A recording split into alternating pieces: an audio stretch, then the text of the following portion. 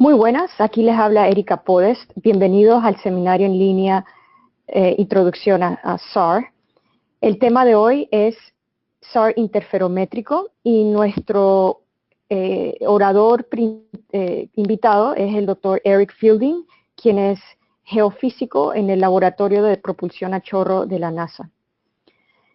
El objetivo del curso es proporcionarle una introducción a SAR interferométrico y que ustedes entiendan el tipo de información que se encuentran en las imágenes interferométricas. Esta información está relacionada a la topografía y o a la deformación de la superficie. El doctor Fielding estará con nosotros durante este seminario y al final para responder sus preguntas. Él intentará, cuando pueda, responder en español, pero de no ser el caso, estaremos traduciendo sus respuestas simultáneamente. Los objetivos de aprendizaje son entender los conceptos físicos básicos de SAR interferométrico, describir lo que la fase interferométrica SAR nos dice acerca de la superficie terrestre, describir los pasos necesarios para preprocesar los datos y entender el contenido informático de las imágenes interferométricas.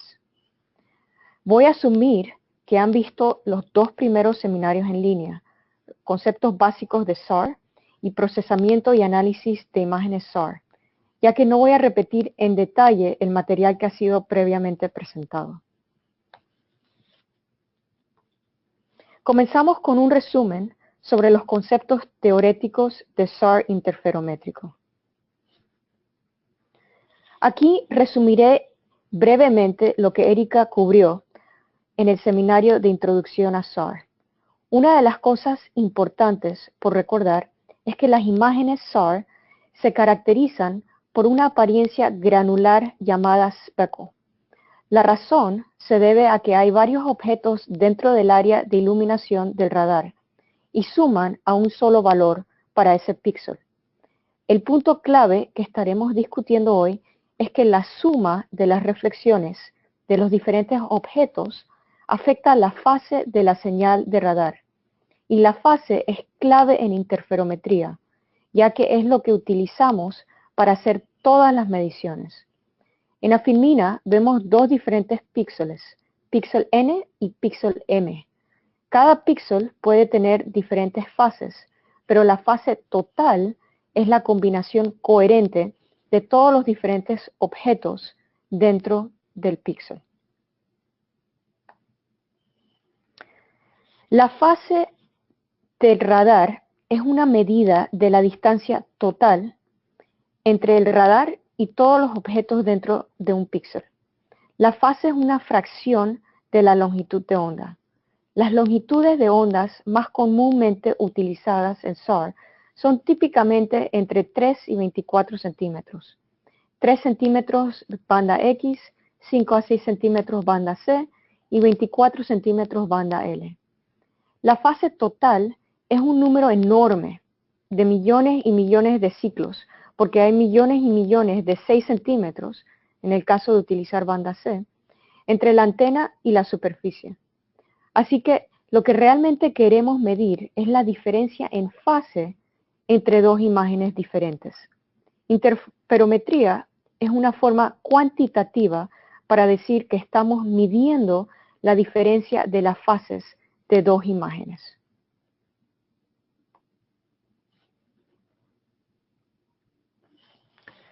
Una forma simplista de ver esto es que la fase de la imagen 1 la definimos siguiendo una definición estándar en interferometría, la cual es 4pi sobre lambda, donde lambda es la longitud de onda del radar.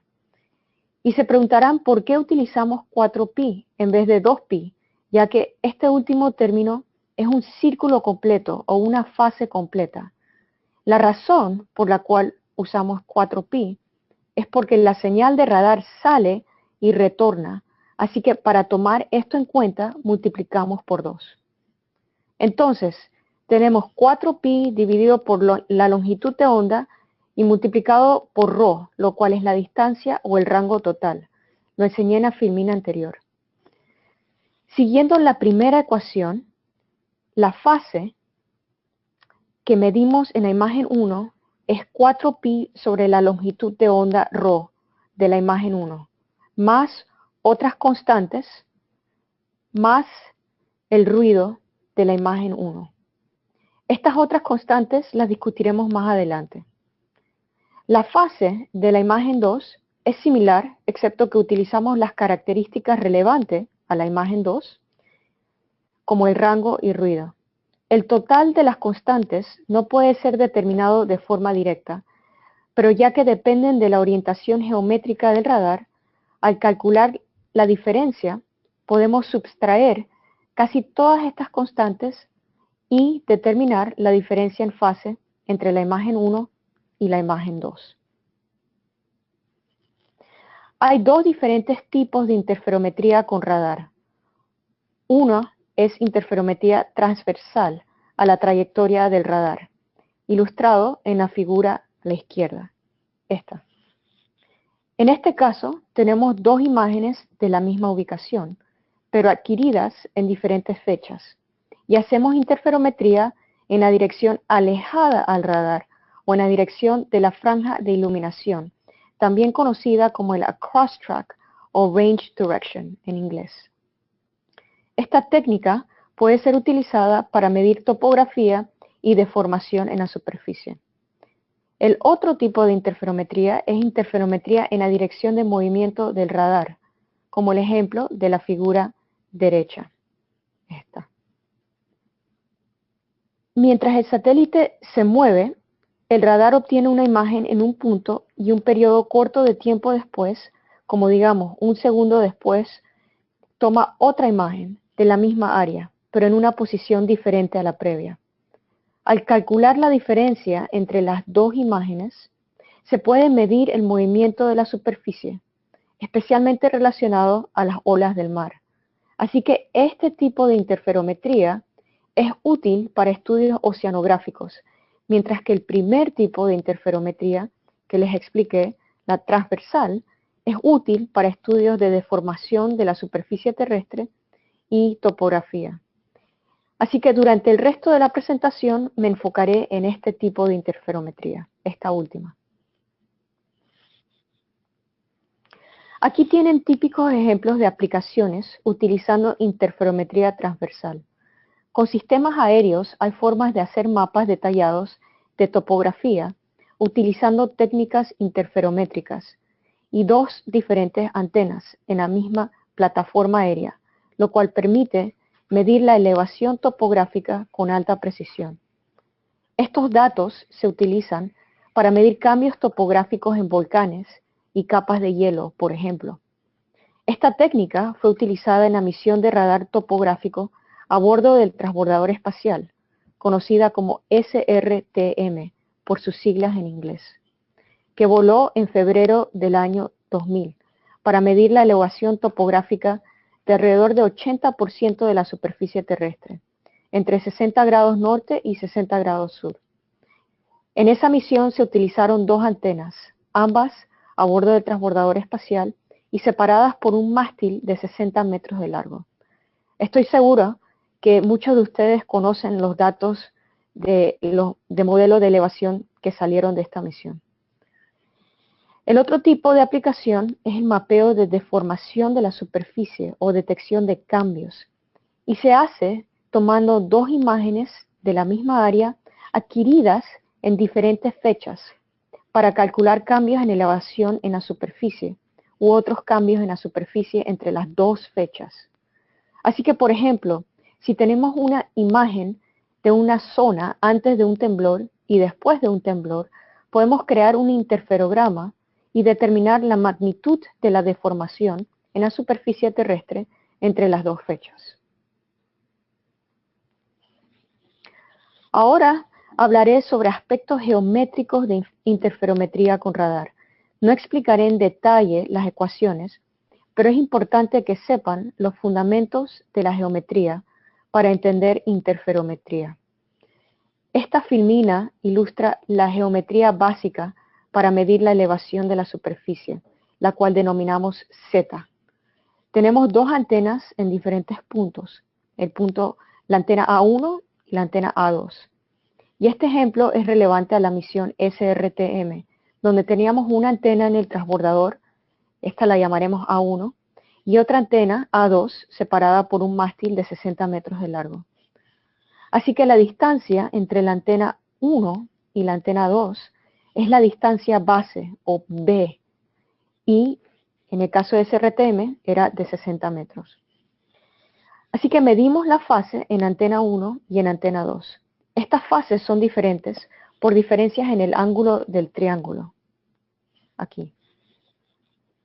La diferencia en fase entre las dos antenas es proporcional a la elevación, como vemos en la tercera ecuación, que nos indica que la elevación, o z, es igual a h, o la altura del satélite, menos ρ, o la distancia a la superficie, multiplicado por el coseno del ángulo, el cual está resaltado, este ángulo, en amarillo.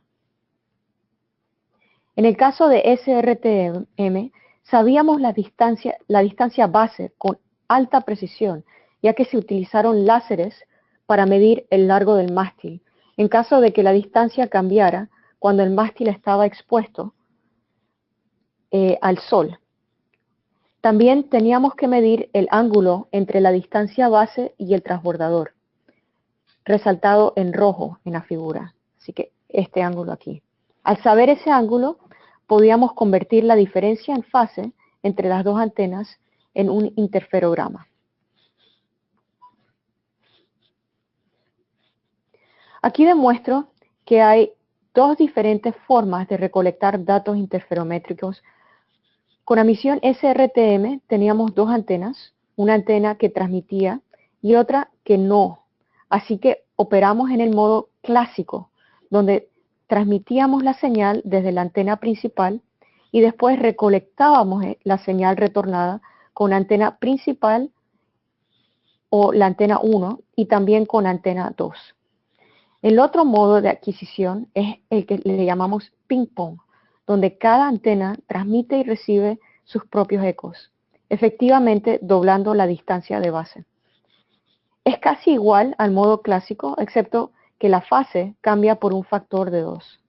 La Agencia Espacial Alemana tenía un sistema de radar interferométrico así, utilizando dos diferentes satélites de radar, o sea que cada satélite tenía su propia antena que podía transmitir y recibir. Otra opción para recolectar datos interferométricos se aplica cuando se desea hacer mediciones de deformaciones. En tal caso, se puede recolectar datos en lo que llamamos pases repetitivos o repeat pass mode, donde se hacen dos observaciones de radar de la misma área, pero separadas en tiempo, ya sea segundos o años. Para hacer esto, necesitamos saber la distancia base o la distancia entre la ubicación de cada antena. Y esto es difícil medirlo, ya que necesitamos saber la órbita del satélite primero y después calcular la diferencia entre ellos. Esta modalidad nos permite medir la deformación entre dos adquisiciones. Aquí tenemos un ejemplo de cambios en la fase debido a deformaciones en la superficie terrestre. Tenemos dos antenas y en el instante T1, el rango o distancia hasta la superficie es ρ T1. Un par de días después, o en el instante T2, el radar regresa a casi la misma ubicación, pero la superficie se ha deformado debido a un terremoto.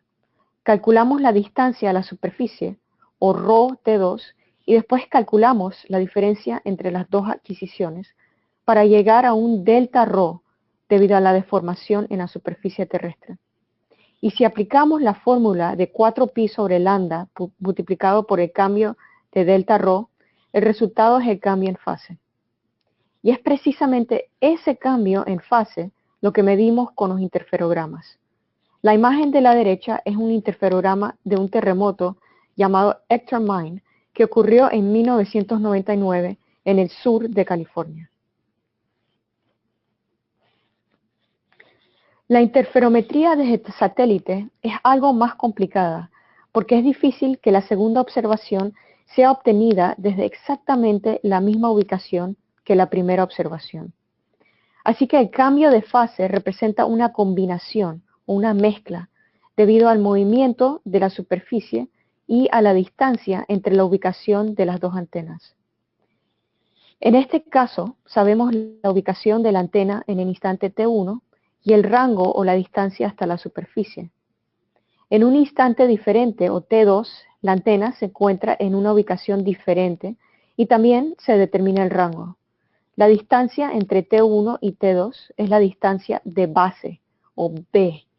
La fase que se mide interferométricamente es una combinación del término topográfico, como indiqué en la primera fórmula resaltada en amarillo, y también del término por cambios en la superficie.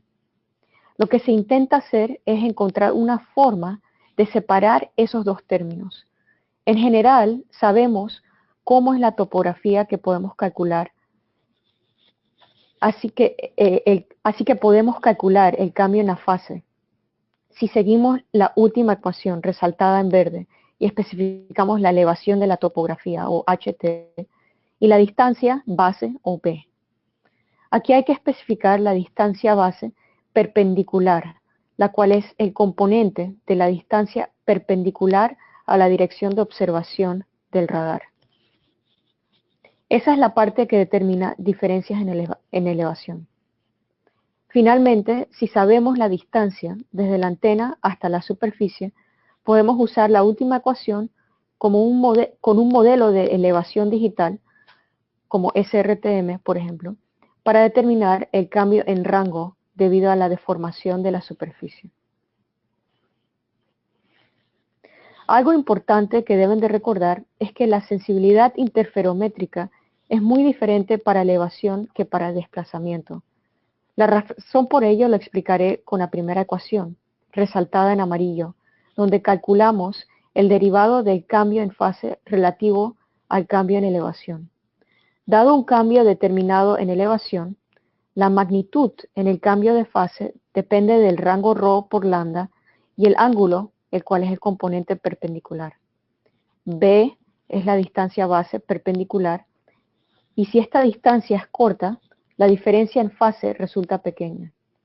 La expresión resaltada en rojo indica que la distancia base debe de ser mucho más pequeña que el rango total.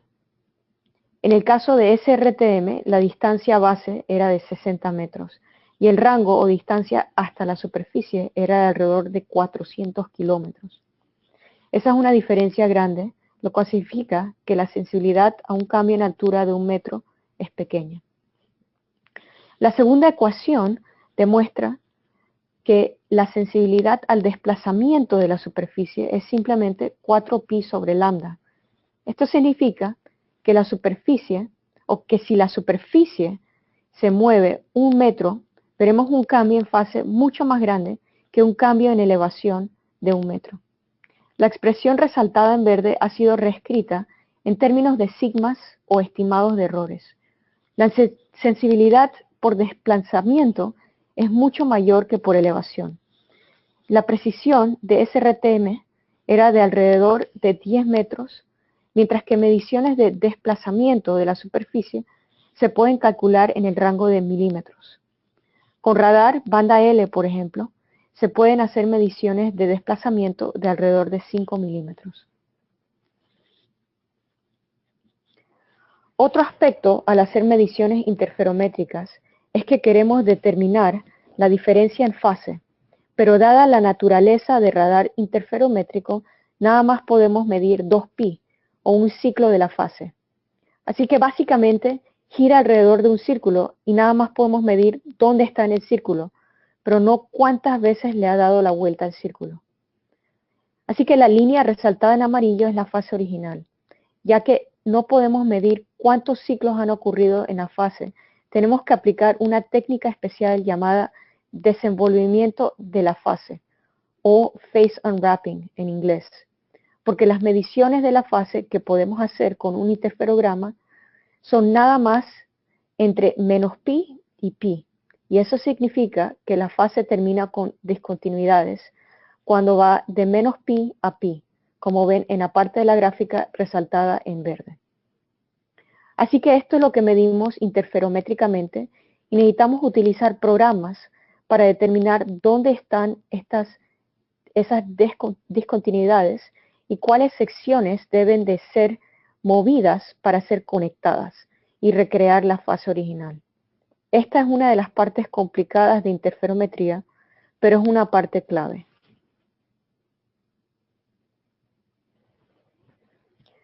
Hay un aspecto más sobre SAR interferométrico que es importante que sepan.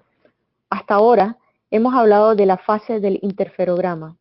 Hay otra parte de la medida a la que llamamos correlación o coherencia.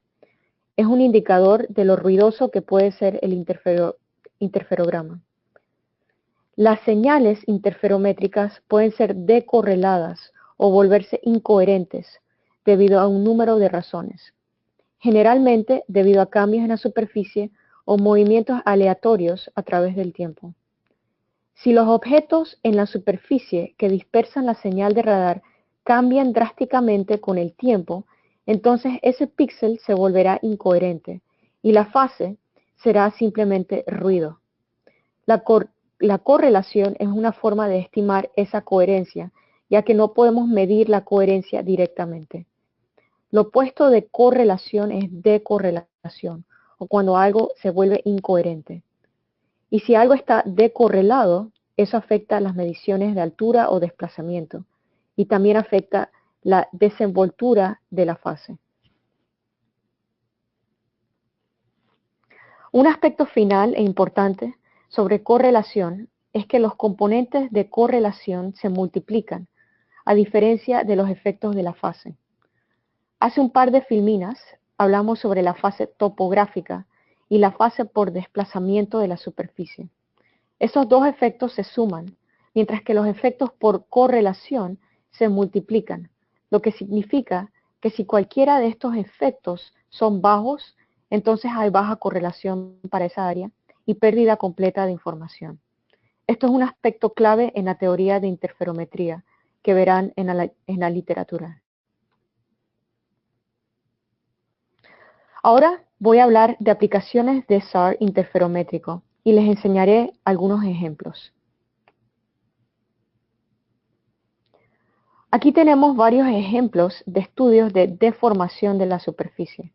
La imagen superior izquierda es un ejemplo de desplazamiento de la superficie debido a un terremoto. La imagen a la derecha superior es de desplazamiento por actividad volcánica. En la derecha inferior vemos un ejemplo de mediciones de la velocidad de movimiento de hielo y finalmente la imagen del centro demuestra subsidencia del suelo. Estaré hablando sobre cada uno de estos ejemplos en más detalle.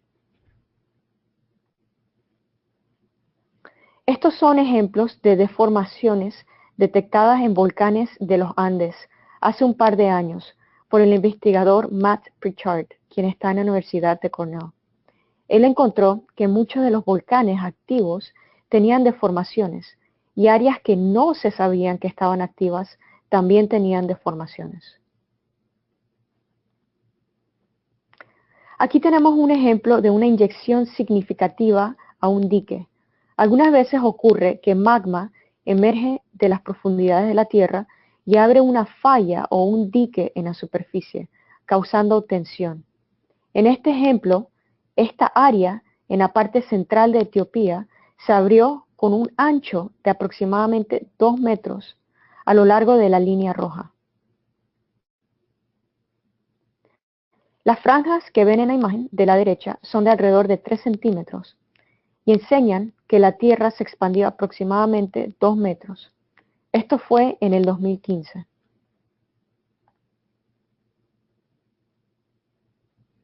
Y aquí pueden apreciar la imagen de campo, del ancho de esa ruptura. Aquí tenemos un interferograma de un terremoto que ocurrió en Nepal en el 2015 y fue de magnitud 7.8. Se llama el terremoto Gorkha. Este interferograma fue hecho con datos de radar del satélite japonés ALOS-2 y en un modo especial llamado ScanSAR, que se caracteriza por una franja de observación ancha de 350 kilómetros. En este caso, el radar estaba observando hacia la derecha y el movimiento del terremoto fue casi perfectamente paralelo a la dirección de desplazamiento del satélite. Así que el radar pudo observar el movimiento vertical. La zona en azul, la cual está en las Himalayas, subsidió hasta 1.2 metros y la zona al sur, en rojo, incluyendo Katmandú, fue elevada hasta 1.6 metros. Otro aspecto que podemos estudiar son terremotos lentos o deslizamientos sísmicos en las fallas. Aquí tenemos un ejemplo utilizando interferogramas de ERS. ERS son datos de radar de la Agencia Espacial Europea. Y esta es la falla de San Andrés. Aquí vemos cómo la falla se ha movido en 9 años. Desde 1992 hasta enero del 2001.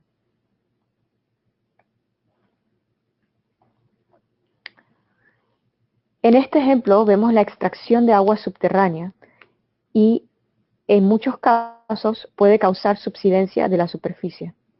A la izquierda tenemos un ejemplo de la ciudad de Las Vegas, en Nevada, en los Estados Unidos, donde vemos una subsidencia rápida en esta área debido a la extracción de agua subterránea. En la derecha superior vemos un ejemplo de velocidades de flujos de hielo en Antártica. Para ello se utilizó una combinación de SAR interferométrico y otra medición llamada feature tracking o rastreo, la cual no cubriremos en esta introducción, pero es una forma de medir grandes movimientos. En la imagen derecha inferior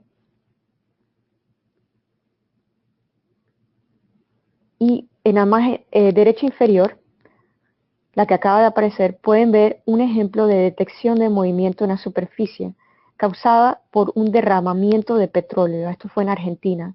Y este estudio fue hecho por Matt Pritchard utilizando datos de Envisat.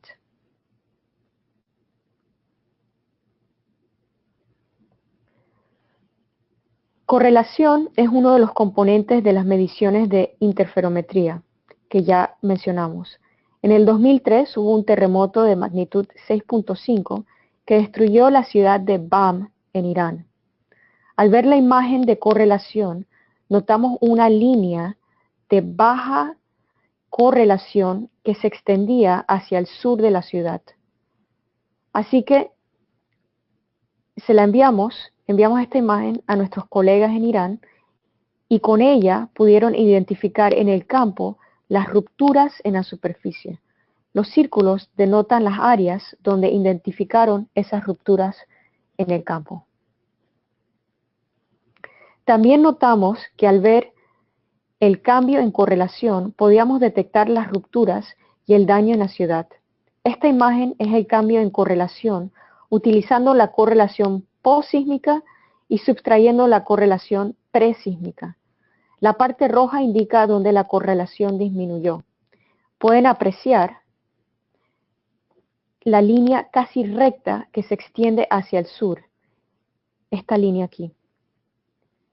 Y es ahí donde ocurrieron las rupturas en la superficie. Las áreas de altos cambios en correlación dentro de la ciudad de Bam indican donde hubo una gran cantidad de destrucción de edificios. Desafortunadamente, más de 20.000 personas perdieron la vida en ese terremoto. Y esta imagen está siendo utilizada y fue utilizada como una guía para identificar las áreas más afectadas por el terremoto, donde hubo mayor destrucción. Así que el cambio en correlación de INSAR se puede utilizar como indicador de cuánto ha cambiado la superficie. También vemos movimientos por deslizamientos de tierra. Aquí tenemos 4 imágenes de UAVSAR sobre un área de interés en Colorado, en el estado de Colorado de los Estados Unidos. Podemos construir la deformación de la superficie terrestre completa en 3D y ver cómo se está desplazando la superficie terrestre. Estos ejemplos les dan una idea de las múltiples aplicaciones con SAR interferométrico. Esta filmina contiene un resumen sobre la misión de satélite NASA ISRO, también conocida como NISAR, que será lanzada en órbita en el 2021. Este satélite tendrá dos radares, uno de banda L y otro de banda S, y se podrá hacer interferometría con los datos adquiridos.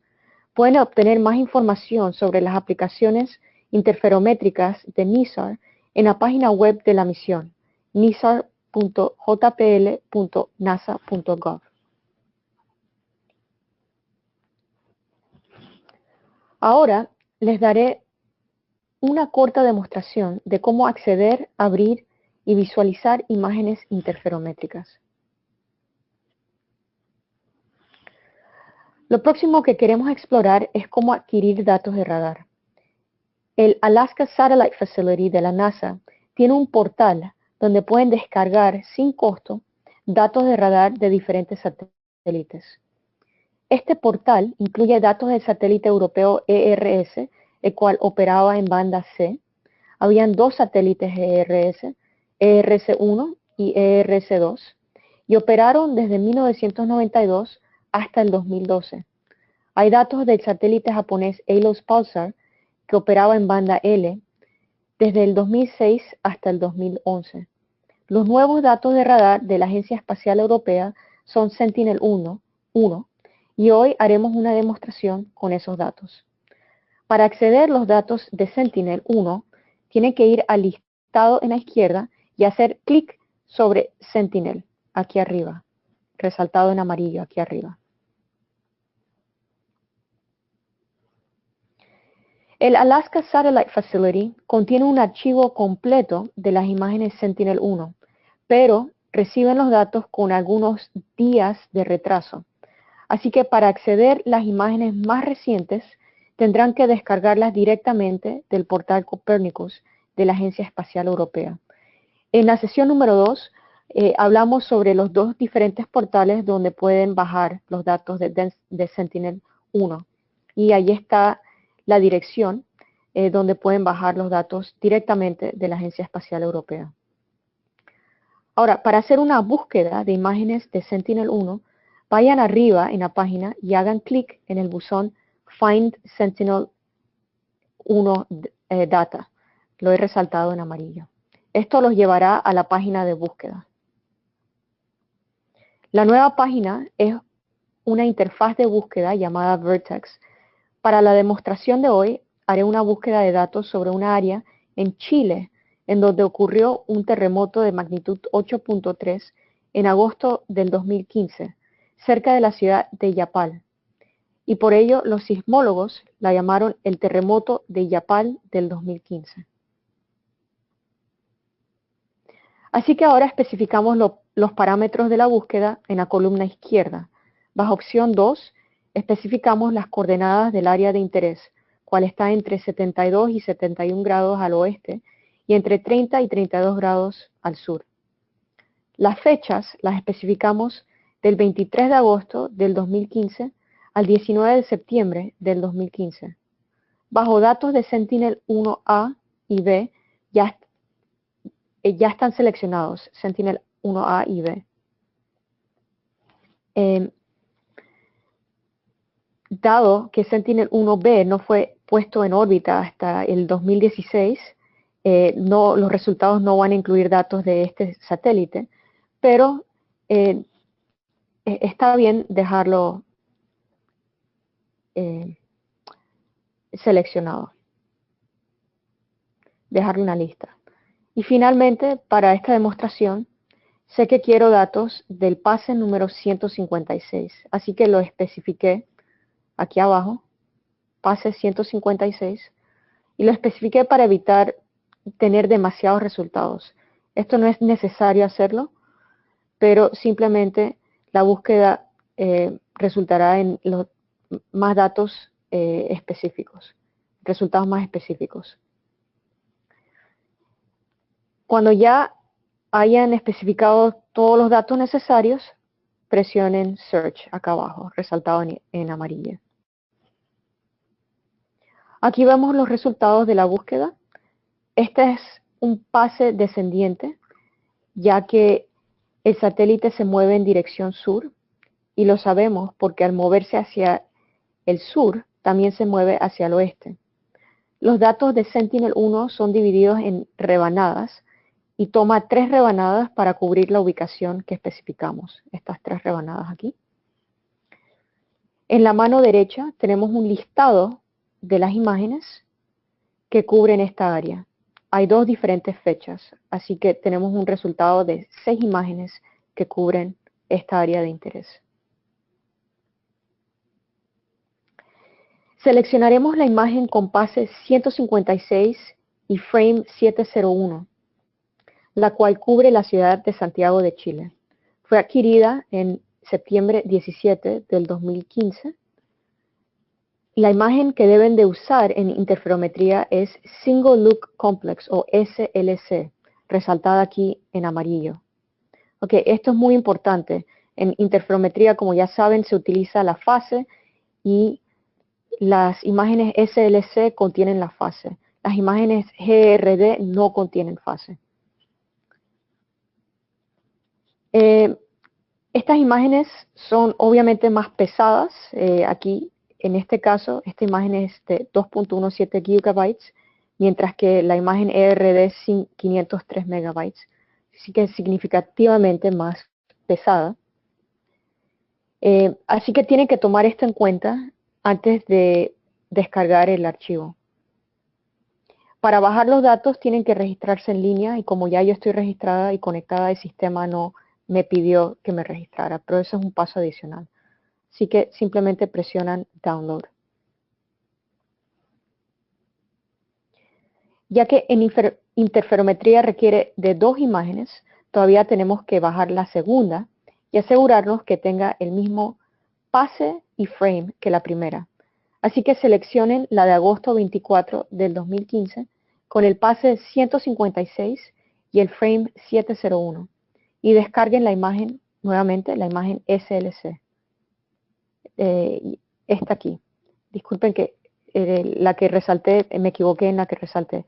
La que tienen que bajar es L1 SLC, igual que la anterior. Así que el siguiente paso es en utilizar el Sentinel-1 Toolbox o Snap, el mismo que utilizamos en la sesión número 2. Y vamos a abrir la imagen con este software, visualizarla y analizarla.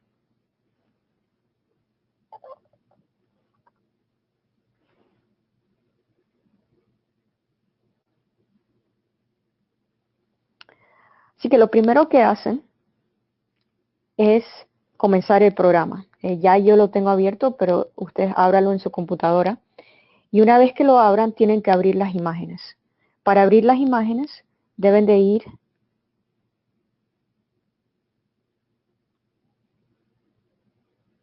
a File, Open Product. ¿Okay? Y lo que hacen es que tienen que ir al directorio donde han bajado las imágenes y seleccionar, pueden seleccionar ambas imágenes a la vez y son las imágenes que tienen la extensión zip.zip. Así que estas dos, tenemos 2 imágenes de 2 diferentes fechas. No abran esa imagen, no decompriman la imagen antes. El software reconoce que es un archivo zip y el software mismo lo decomprime.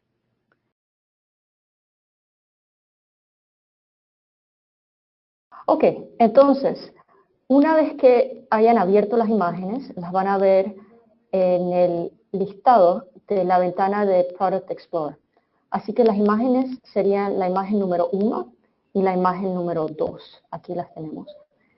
La imagen número 1 es la de septiembre y la número 2 es la de agosto. Vamos a abrir la de septiembre y verán que hay varios directorios asociados con el archivo. Las imágenes SLC tienen un formato diferente a las de GRD, como se acuerdan usamos imágenes GRD en el seminario número 2. Las imágenes SLC están en las coordenadas del radar en vez de coordenadas geocodificadas. Y también vienen con algo que le llaman un Quick Look Image, y si hacen clic sobre ella verán la imagen completa en baja resolución. Así que aquí tienen Quick Look y este es el Quick Look Image. Este tipo de imágenes de Sentinel-1, llamadas Interferometric White Swath Mode, tienen 3 subfranjas y pueden ver aquí los bordes de las subfranjas en el Quick Look Image. Y si ven las listas de bandas, así que vamos a abrir aquí, este es el directorio que tiene las bandas. Ven que hay todo un listado de imágenes o de bandas asociadas. Ok, verán que cada franja es una imagen. Así que tenemos, como dije, tenemos 3 subfranjas, así que tenemos 3 imágenes. La imagen de intensidad 1, la imagen de intensidad 2 y la imagen de intensidad 3. Y el Quick Look es un mosaico de estas 3. ¿Ok? Otro aspecto por tener en cuenta es que las imágenes están en coordenadas del radar y en estas coordenadas el lado izquierdo de la imagen es el más cercano al satélite. Así que el satélite se mueve hacia el sur y mira hacia el oeste y la imagen se encuentra en esa misma orientación y por ello aparece volteada. El punto, vamos a ver aquí la imagen de intensidad número 2 para que tengan una idea de cómo se ve esa imagen en específico. Y toma un poquito de tiempo hasta que aparezca en la ventana, pero veremos, esta es la imagen 2, así que este es el océano y esta es la Tierra, aquí. Y vamos a ver entonces la imagen 1. Ok, y este punto brillante aquí, esa es la ciudad de Santiago de Chile. Recomiendo que visualicen cada subfranja y verán que la subfranja 3 es nada más agua, así que no la estaremos utilizando. Ahora voy a abrir la segunda imagen, la de la que abrimos es de septiembre, y vamos ahora a abrir la de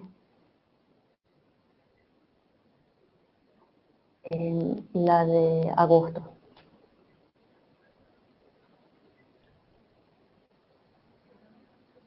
Así que siempre es bueno hacer esa comparación, asegurarse que estamos...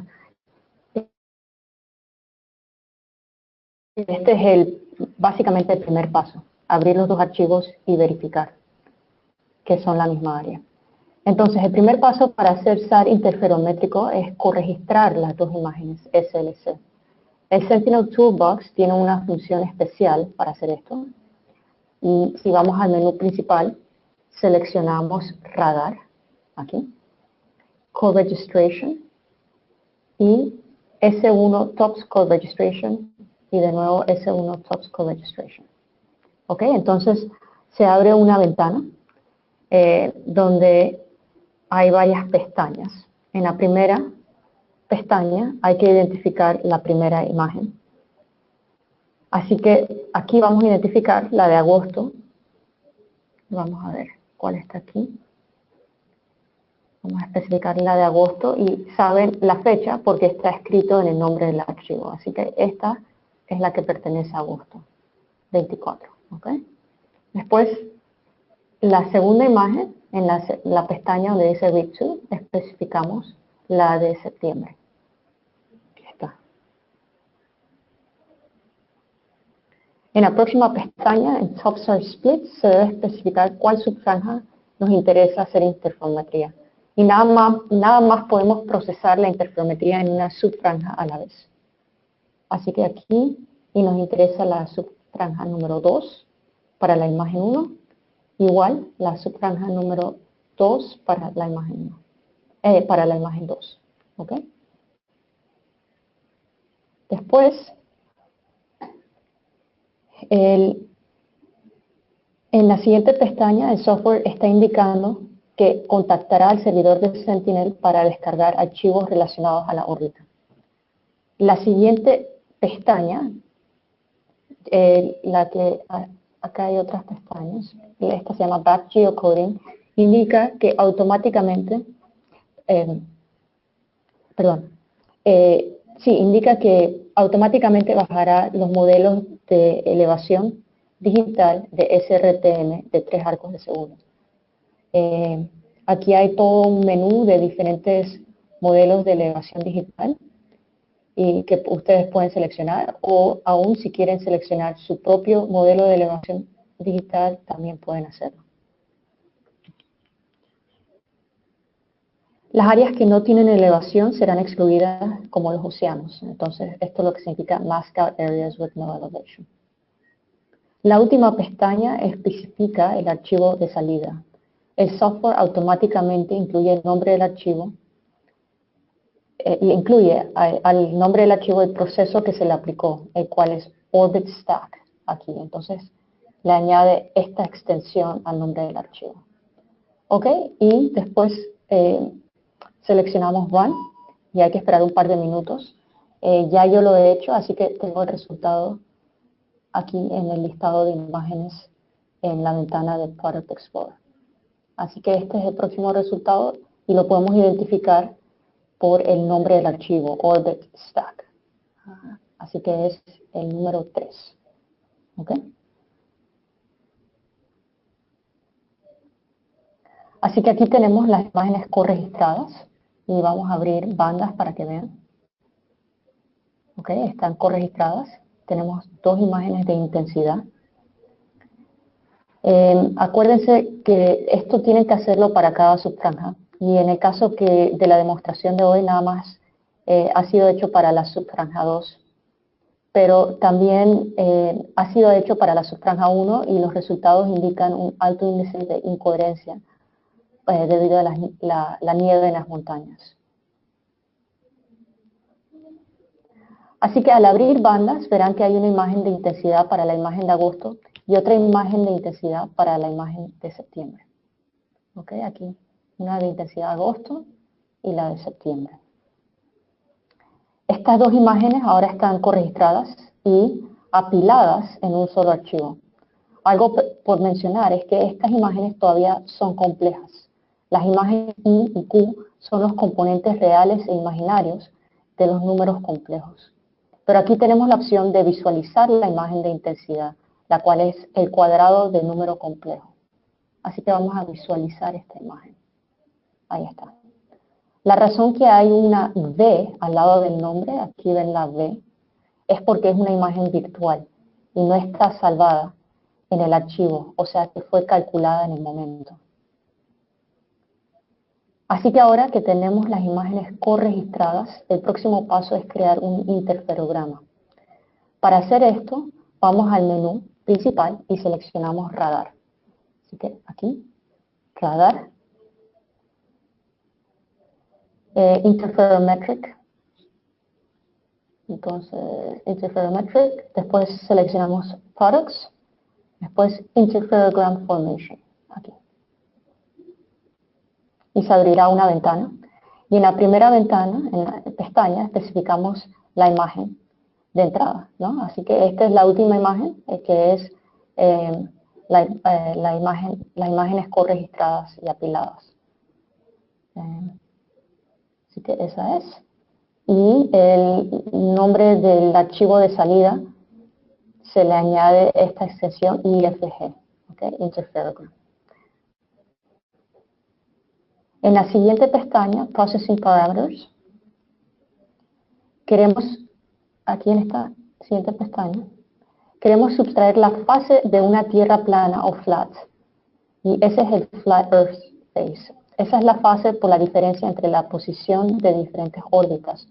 Pero no sustraerá la fase topográfica. Eso lo haremos más luego. Aquí también se estimará la coherencia. Así que el resultado, dejamos los valores como está y apretamos Run.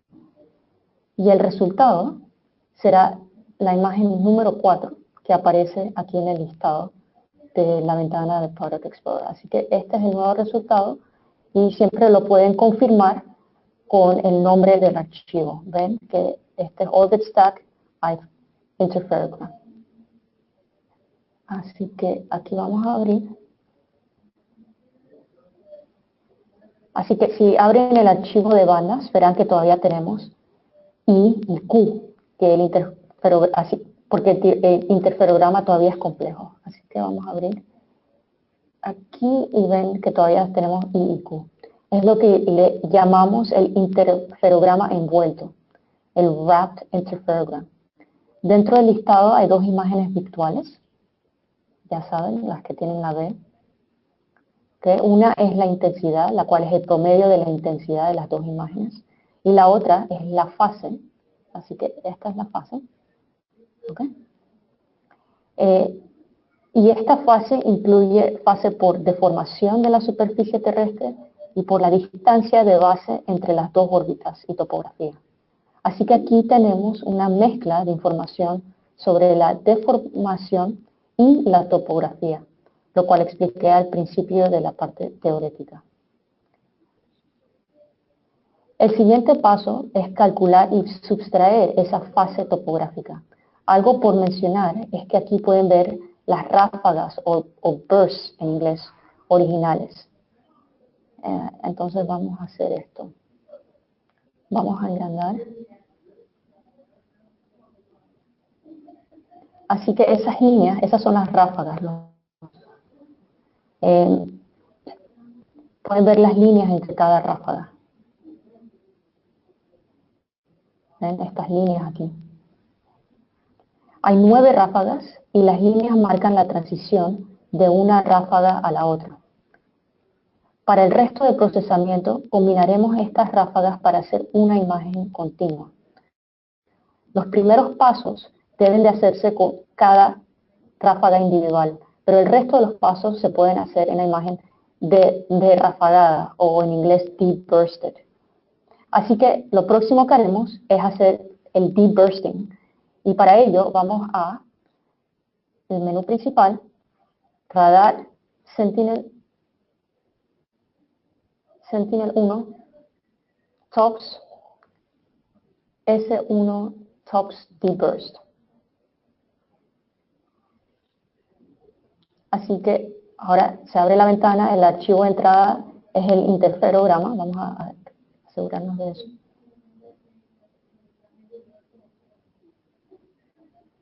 Este es el número 4. Y el archivo de salida se le añade la extensión DEB, deep burst. ¿Ok? Entonces,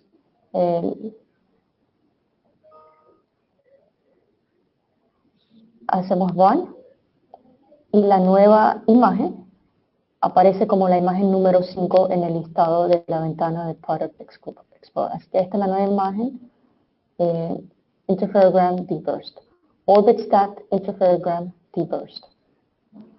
¿Ok? Así que vamos a abrirla. Aquí están las bandas. Vamos a ver la fase. Y vamos a agrandar la imagen. Y verán que ya desaparecieron esas líneas que veíamos antes. Esas líneas entre cada ráfaga. Así que se ha creado un mosaico. El próximo paso es hacer interferometría diferencial. Y para eso necesitamos calcular la fase debido a la topografía. Y para eso el programa utilizará el modelo de elevación digital de SRTM. Así que vamos al menú principal y seleccionamos Radar, Interferometric Products y Topographic Phase Removal. Esta. Y en la ventana que abre el archivo de entrada es el archivo de rafagado o deep bursted, y el archivo de salida tendrá la extensión DINSAR. Okay, aquí pueden ver. Y los parámetros de procesamiento indican el modelo de elevación topográfico que se utilizará. Aquí. De nuevo, hay todo un menú con diferentes modelos de elevación de los cuales pueden seleccionar. Ok, así que hacemos run. Y el nuevo resultado, entonces, es la imagen número 6, que es Orbit Stacked Interferogram Deep Bursted DINSAR. Okay. Así que la imagen DINSAR, si vemos la fase, vamos a abrir la imagen. Ok, vamos a ver la fase. Podemos comenzar a ver la deformación por el terremoto. Y esto lo vemos acá. Estas franjas, esto es lo que indica la deformación entre las dos imágenes. ¿Ok? Las franjas, y algo que pueden apreciar es que el interferograma todavía está ruidoso. Hay bastante ruido. Si acercamos para verlo mejor, podemos apreciar un poco más todo el ruido que hay en el interferograma. Esto es speckle en la fase, es similar a speckle en las imágenes de amplitud y podemos aplicar un filtro interferométrico para reducir este ruido. Así que para ello, para aplicar este filtro, vamos a Radar Interferometric Filtering y escogemos, hay varias opciones aquí, Spectral Filtering o Goldstein Phase Filtering. Vamos a seleccionar el segundo, el Goldstein Phase Filtering. Y este es un filtro desarrollado por un colega en JPL, Dick Goldstein, quien ya se ha jubilado. El archivo de entrada es la imagen DINSAR y el de salida contiene la extensión Filter. ¿Okay?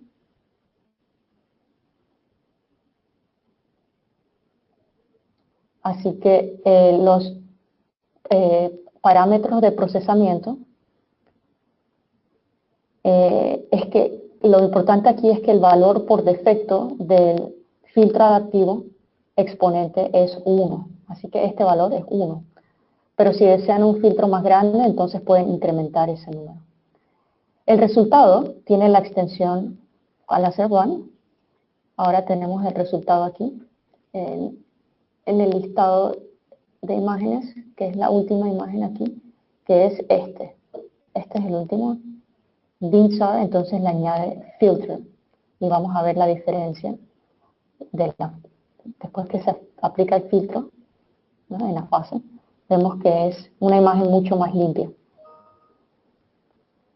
En la parte de arriba de la imagen vemos muchas franjas que en la parte de abajo, o mucho más franjas que en la parte de abajo, porque acá arriba fue donde ocurrió el terremoto.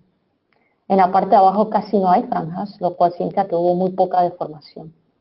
Y para hacer un análisis completo habría que procesar las imágenes aledañas para ver la extensión de la deformación. El área afectada por el terremoto fue de alrededor de 300 kilómetros de largo y cada imagen de estas es de alrededor de 150 kilómetros de largo. Así que necesitamos 3 de ellas para cubrir la zona completa. Ahora, hay algo adicional, hay un software adicional para desenvolver la fase. Lastimosamente, esa parte del procesamiento no está incluida en el Sentinel-1 Toolbox. Pero hay un programa escrito por un estudiante de doctorado de la Universidad de Stanford. Su nombre es Curtis Shen y fue publicado en el 2002. La publicación es de Shen y Zucker. Y este software es para hacer este desenvolvimiento de la fase. Lo pueden bajar sin costo de la Universidad de Stanford. También la página web de ESA explica cómo correrlo como una máquina virtual si tienen Windows. En Mac y Linux lo pueden correr directamente desde sus computadoras. Ahora, este ejemplo es de un terremoto, nada más, pero este es un interferograma envuelto y cada franja es 4pi dividido por la longitud de onda, por la deformación, debido a la deformación de la superficie. ¿Okay? Así que la longitud de onda de Sentinel es de alrededor de 6 centímetros y dividimos por 2pi. Que vamos a ver aquí. Vamos a engrandar esto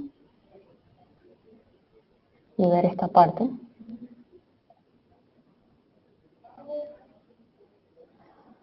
Ok, cada franja interferométrica es de 3 centímetros, así que esta es una franja, esta es otra franja, esta es otra franja.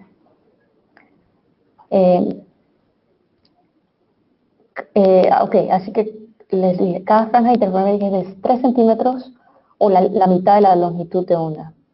Y si contamos las franjas, podemos tener una idea de cuánta deformación ocurrió aquí en esta área, ¿no? Así que vamos a contar las franjas. 1, 2, 3, 4, 5, 6, 7, 8, 9 y 10. ¿Ok? Así que hay las 10 franjas que, o sea que el mismo color azul se repite 10 veces. Si hay 10 por 3 centímetros, son 30 centímetros de deformación causada por el terremoto. Ahora, algo que no había mencionado es que esa es la deformación en la línea de observación del radar. No expliqué en detalle que las mediciones interferométricas son en la dirección de rango. Recuerden que medimos la distancia de rango de satélite a la superficie. Así que nada más podemos medir el componente de deformación que está paralelo a la dirección del rango. En este caso, el terremoto, la deformación por el terremoto fue casi toda paralela a la línea de rango y por eso vemos tanta deformación.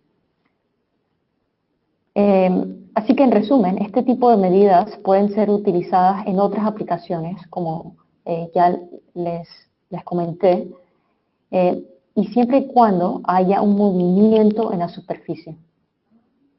Así que hoy cubrimos una introducción a interferometría de radar y ahora tienen una idea de lo que significan las franjas y la interpretación de los productos interferométricos. Y con eso concluyo este seminario. Muchas gracias y estoy listo para sus preguntas. O estamos listos para sus preguntas.